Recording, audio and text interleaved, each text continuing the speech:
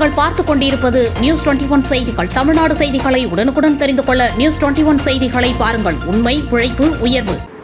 சின்னமனூரில் உணவு பாதுகாப்புத்துறை அதிகாரிகள் திடீர் ஆய்வு. சின்னமனூர் நகர் பகுதிகளில் உள்ள வணிக நிறுவனங்கள், உணவகங்கள், ஃபாஸ்ட் ஃபுட் கடைகளில் உணவு பாதுகாப்புத்துறை அதிகாரிகள் திடீர் சோதனை செய்தனர். தேனி மாவட்ட ஆட்சித்தலைவர் சஜிவானா உத்தரவின்படி மாவட்ட உணவு பாதுகாப்புத்துறை அதிகாரி ராகவன் ஆலோசனையின்படி சின்னமனூர் நகர் பகுதிகளில் உணவு பாதுகாப்புத்துறை அதிகாரிகள் ரமேஷ் கண்ணா மற்றும் நகராட்சி சுகாதார ஆய்வாளர் வேல்முருகன் ஆகியோர் கொண்ட குழுவினர் நேற்று திடீர் சோதனையில் ஈடுபட்டனர்.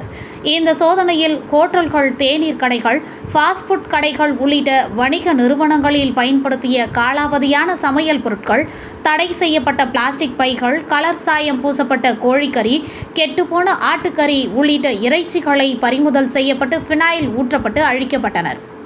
நியூஸ் 21 செய்திகளுக்காக தேனி மாவட்டத்திலிருந்து விஜயகுமார்.